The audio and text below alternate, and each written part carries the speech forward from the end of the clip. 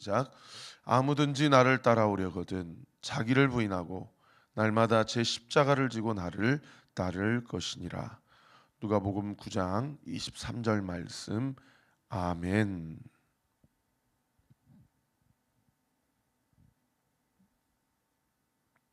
오늘 본문 첫 구절인 37절에 보시면 이튿날 산에서 내려오셨다.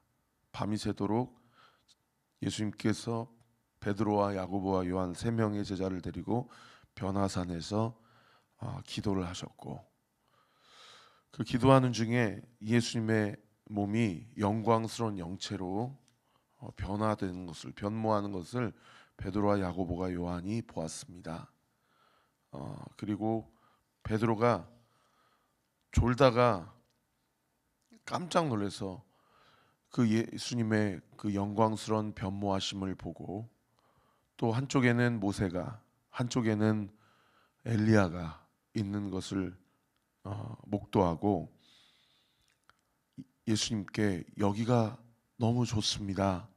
초막 셋을 지어서 하나는 주를 위해, 하나는 모세를 위해, 하나는 엘리야를 위해서 우리가 여기서 사십시다 라고 말하면서도 본인이 무슨 말을 하는지 알지 못하고 횡설수설하였다.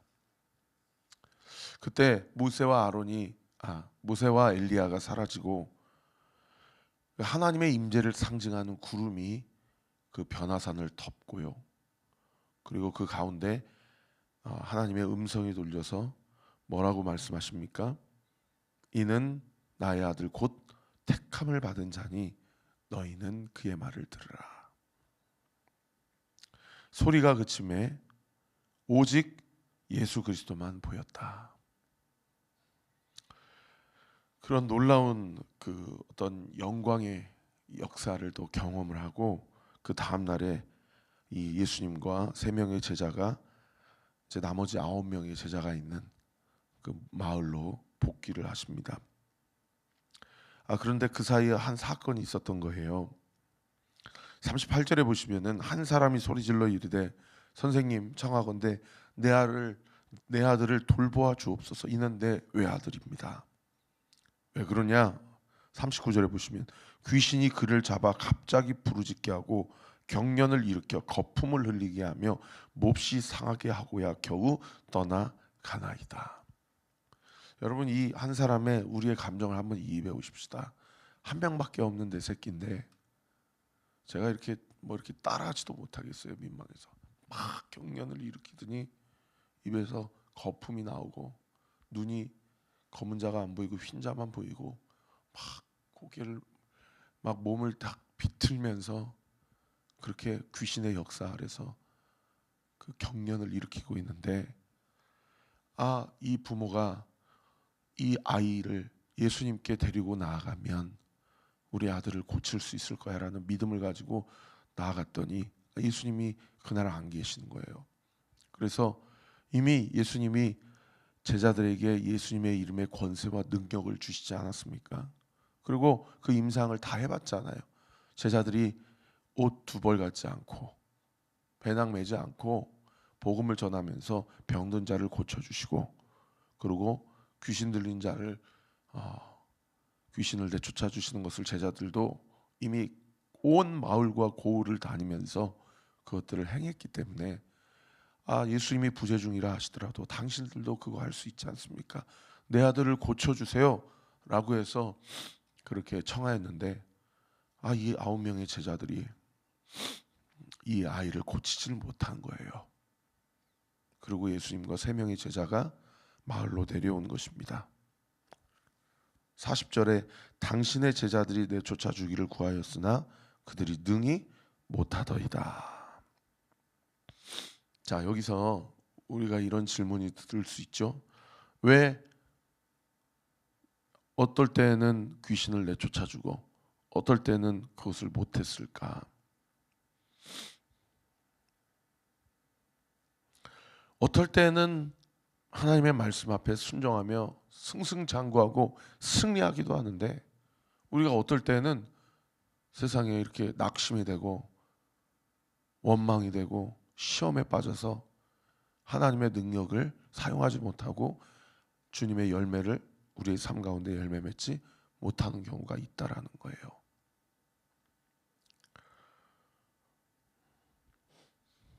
두 가지 이유 때문인데, 첫 번째는 어저께 제가 설교할 때 그 회당장 야이로의 딸 살려주실 때도 베드로와 야고보와 요한을 따로 세 명만 데리고 들어가시고, 어제 본문에 그 변화선 그 기도하러 가실 때도 따로 세 명만 데리고 들어가시거든요. 그러니까 나머지 9명 안에 어떤 마음이 든 겁니까? 나는 예수님의 최측근에 들지 못했는 모양이다. 저 세 명은 왜 예수님이 따로 저렇게 챙기실까? 이 9명의 마음에 불평과 원망이 싹트기 시작하는 겁니다. 주일날 제가 설교했던 대로 예수님이 정치적 메시아로 이제 곧 우리 민족의 왕이 되실 텐데, 누가 2인자가 되느냐 3인자가 되느냐, 이런 걸로 제자들이 기대에 차서 어깨에 이렇게 뽕이 들어갔는데, 예수님이 처음으로 무엇을 천기누설을 하셨어요? 나는 정치적 메시아로 온 것이 아니라 나는 십자가에 달려 죽기 위해서 왔다라고 처음으로 얘기하셨잖아요. 그죠? 그러니까 이 제자들 안에서의 이 서열, 이 경쟁이 벌어진 거죠. 실제로 내일 큐티 본문에 보면 예수님이 한 어린아이를 데려다가 천국에서 가장 큰 자가 누군지를 말씀해 주시지 않습니까? 여러분, 우리가 공동체 안에서 관계적으로 문제가 생길 때 우리가 하나님의 능력을 경험하지 못합니다. 나를 주장하고 나의 존재감을 뭔가 관철시키려고 한다면 우리는 하나님의 영광과 능력을 발견할 수 없고 경험할 수 없고 사용할 수 없다라는 거예요. 이 마을에 있는 9명이 따로 3명을 데려가신 예수님의 그 사역에 이 불만과 불평 또는 자기 각자에게 비교의식과 이 그 3명 안에 들지 못했다라는 패배의식이 가득 차 있으니까 하나님의 능력이 분명히 각자 마을로 돌아다닐 때는 그렇게 하나님의 능력을 사용하면서도 이 귀신 앞에 전혀 하나님의 능력을 발휘하지 못하게 된다는 것이죠. 그런가 하면 두 번째로 나머지 3명은 또 어떻습니까? 3명이 더 특별나서 편애하신 것입니까? 어저께 제가 설교했지만 곤조가 있고 고집이 강하니까, 믿음이 부족하니까 베드로와 야고보 요한을 더 예수님께서 챙기신 거예요. 잘나서 챙기신 게 아니고 더 고집이 세니까 챙기신 거예요. 오죽하면은 우레의 아들이라는 별명, 번개의 아들이라는 별명을 가지고 있었겠냐고요. 근데 그렇게 따로 챙기면 자신의 연약함과 부족함과 자신의 고집과 아집을 직면하고, 내가 예수님이 나를 챙기시는 것은 나에게 한 자리씩 주시려고 챙기시는구나가 아니라 내가 정말 죄인 중에 괴수구나. 내가 이런 영광을 보고도 내가 여전히 예수님을 정치적 메시아로서 요술램프 진이로서만 이해하고 있는 내 죄를 볼 줄 알아야 되거든요. 그런데 어제 본문에 뭐 하고 있었습니까? 졸고 있었어요. 그러니까 택함을 받은 사람도 예수님의 의도를 간파하지 못하고 자빠져 자고 있고, 또는 교만하여서 우쭐대고 있고, 택함을 받지 못한 사람도 불평, 원망, 낙심, 패배주의, 비교의식, 이런 공동체 12명 안에 여러분, 예수님의 공동체도 예수님 십자가에 달려 죽으시기 전까지는 완전히 그냥 콩가루 집안이죠. 그러니까 41절에 예수님이 답답하셔서 뭐라고 얘기하십니까? 믿음이 없고 패역한 세대여, 내가 얼마나 너희와 함께 있으며 너희에게 참으리요. 여러분, 기도가 막혀 있거나 기도하지 않는 것에 대해서 예수님이 뭐라고 얘기하시냐면 믿음이 없는 상태라고 얘기하십니다. 여전히 내 삶의 주인을 나로 삼고 내가 생각하고 싶은 대로 생각하고 내가 판단하고 싶은 대로 판단하는 상태를 예수님은 뭐라고 얘기하시냐면 왜 이렇게 믿음이 없냐? 이제 나는 십자가에 달려 죽을 때가 곧 가까이 왔는데 언제까지 이렇게 귀신을 내쫓아줘도 죽은 자를 살려주는 것을 보여줘도 병든 자를 고쳐주시는 것을 보여줘도 언제까지 이렇게 믿음 없이 너의 인생의 각자의 주인을 자기 자신으로 삼고 아이센터드의 삶을 살겠느냐라고 이야기하시는 것이죠. 여러분, 오늘날 우리도 마찬가지입니다. 날마다 기도한다고 하고 믿음 생활 한다고 하지만은 날마다 우리의 자신의 주인, 내 감정의 주인, 내 인생의 주인, 내 재정의 주인, 내 시간의 주인이 다 나예요. 그거를 예수님이 믿음 없다고 얘기하시는 것이죠. 그런가 하면 두 번째로 패역한 세대야. 그 밑에 도움말에 보시면은 패역하다는 사람으로서 마땅히 하여야 할 도리에 어긋나고 순리를 거슬러 불순하다. 이 좀 어렵게 도움말에 이렇게 주의를 해놨는데, 패역하다라는 것은 쉽게 얘기하면 다른 번역 성경이 다 이단원으로 번역하고 있어요. 현대인 성경도, 공동번역 성경도, 새번역 성경도 다 패역하다는 단어를 뭐라고 번역해 놓은 거 아니? 언제까지 그렇게 삐뚤어져 있을래? 이렇게 번역하고 있어요. 마음이 삐뚤어져 있는 거예요. 예수님이 하시는 일이 마음에 안 드는 거예요. 9명은 왜 나를 선택하지 않으시는 거야? 나머지 3명은 자기를 선택했는데 그 선택한 게 자기가 잘나서 선택한 줄 알아요.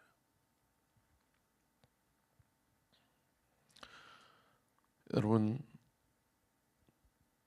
그렇게 막 목이 꺾어지고 눈동자가 뒤집어지고 막 심한 경련을 일으키면서 그렇게 예수님 앞에 나온 이 아이에 대해서 41절 하반절에 보면 내 아들을 이리로 데리고 오라 라고 하시니까 귀신이 알아요. 아, 이제 내가 얘로부터 나가야 되는구나. 그러니까 42절에 올 때에 귀신이 그를 거꾸로 뜨리고 전보다도 더 심한 경련을 일으키게 하는 거예요. 여러분, 제자들과 주변의 사람들이 그 아이를 보고 무슨 생각이 들었겠어요? 얼마나 두려웠겠어요? 얼마나 직면하고 싶지 않겠어요? 그죠? 영적인 세계가 신기하기도 하지만 두렵기도 하고, 이런 민망하고 참담한 상황에서 저분은 이 아이를 어떻게 고치실까 궁금하기도 하고, 예수님이 어떻게 하십니까? 더러운 귀신을 꾸짖으시고 아이를 낫게 하사 그 아버지에게 도로 주셨다. 아마 이 과정이 그렇게 간단한 과정은 아닐 수 있어요. 막 별 난리를 부르스를 다 쳤을 거예요. 그런데 성경은 아주 간단하게 묘사해 버립니다. 무엇을 강조하는 의도입니까? 예수님의 하나님 되심을 강조하는 의도예요. 이 더러운 잡귀신은 예수님 앞에서는 너 나가, 큰 소리 치실 필요도 없어요. 너 나가라, 예 하고 그냥 나가는 거예요. 그러니까 43절에 사람들이 다 어떻게 합니까? 다 하나님의 위엄에 놀라고 그들이 다 그가 행하시는 모든 일을 놀랍게 여겼다. 여기서 43절에만 놀라다라는 단어가 두 번이나 나오지 않습니까? 여러분, 사람들은 다 뭐에 놀랍니까? 능력에 놀라요. 예수님의 힘에 놀라요. 예수님의 기적에 대해서 놀라요. 그런데 예수님은 사람들에게 이 본질을 이야기하지 않으세요. 43절 하반절에 보면 예수께서 무리들에게 이르시되라고 써져 있지 않고 제자들에게 이르시되라고 써 있어요. 사람들에게는 관심이 없으세요. 어차피 그들은 다 콩고물을 얻어먹으려고 예수님 따라오는 사람들이기 때문에 그 사람들에게 관심이 없는 거예요. 예수님은 누구에게 관심이 있어요? 제자들에게 관심이 있어요. 제자들에게. 근데 제자들도 여전히 콩고물에 관심이 있거든요. 근데 무리와 다른 점이 뭡니까? 자기 모든 것을 다 던져두고 예수님을 쫓은 자들이에요. 예수님은 그들에게 관심이 있어요. 여전히 믿음 없고, 여전히 패역하고 삐뚤어져 있고, 여전히 한 자리씩 차지하고자 하는 엉뚱한 것에 관심을 두고 있지만, 그래도 예수님은 그들을 사랑하시는 거예요. 그리고 그들을 기다리시는 거예요. 그리고 그들을 가르치시는 겁니다. 뭐라고 가르치세요? 두 번째로 얘기하십니다. 44절에 보세요. 이 말을 너희 귀에 담아두라. 이 말을 너희 마음에 담아두라는 거예요. 뭐라고 해요? 어떤 말입니까? 인자가 장차 사람들의 손에 넘겨지리라. 주일날에 처음으로 천기 누설을 하신 그 말씀을 제자들에게 두 번째 얘기하시는 거예요. 너희들 콩고물에 관심이 있지만 나의 모든 관심은 십자가에 있다. 여러분, 오늘도 우리 남성하죠? 누구든지 아무든지 나를 따라오려거든 자기를 부인하고 제 십자가를 지고 나를 좇을 것이니라, 따를 것이니라. 여러분, 오늘날 우리도 여러분의 가정의 상황에서, 우리의 생업의 현장에서, 우리 교회의 상황에서 우리는 우리의 모든 관심과 초점을 예수님의 십자가에 둬야 될 줄 믿습니다. 오늘 이 하루도 나를 부인하는 삶을 살게 해주세요. 주께서 하나님이 당신에게 허락하신 그 십자가를, 그 골고다 언덕을 다 짊어지고 올라가셨던 것처럼 주님이 나에게 주신 십자가를 내가 지고 주님을 따라갈 수 있게 해주세요. 그런데 45절에 보시면은 그들이 이 말씀을 알지 못하니 이는 그들로 깨닫지 못하게 숨긴 바 되었다. 이거는 예수님이 너 얘기하지만 너 못 깨달아, 너 깨달으면 안 되라고 의도적으로 숨기셨다는 얘기가 아니고, 그러면 답답해하는 예수님과 너무 배치가 되지 않습니까? 이 말씀은 아직 하나님의 때가 이르지 아니하였다라는 걸 이야기해요. 여러분, 하나님의 시간표가 있습니다. 그때까지는요, 자기 십자가를 지고 버티는 거예요. 그것을 정말 우리가 믿는다면 오늘도 우리는 버텨낼 수 있습니다. 왜요? 그때가 이르지 아니하였더라도 그때가 이를 때에 우리 주님께서 우리 각자를, 그리고 내가 기도하는 그 사람을 하나님의 때 하나님의 방법으로 돌이키시고 인도해 주실 것을 우리는 반드시 믿기 때문이에요. 그러니까 기도하는 사람들은요, 한숨 나오는 환경을 직면하더라도 믿음이 흔들리지 않아요. 하나님의 때가 있다.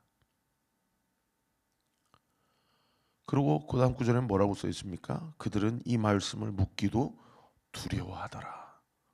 그러니까 예수님과 제자들과의 관계가 그냥 뭔가 좀 궁금점이 있으면 탁 터놓고 얘기를 하고, 좀 물어볼 거 있으면 물어보고 해야 되는데 그거에 대한 속 시원한 어떠한 서로 간의 토론과 대화가 없었다는 것을 볼 수 있어요.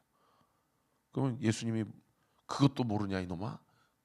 그게 아니고 제자들 안에 자기가 품고 있는 그 콩고물을 그 바라보는 정치적 메시아를 향한 자기 안의 야망이 본인 스스로도 죄라는 걸 알고 있었다라는 거예요. 그러니까 물어보지 못하는 거예요. 기가 막힌 지점입니다. 오늘 이 아침에도 기도할 때 우리 남편, 우리 아내, 우리 자녀들, 교회 안에 누구 생각할 필요 없습니다. 우리 각자가 우리 자신을 십자가 앞에서 온전히 내려놓고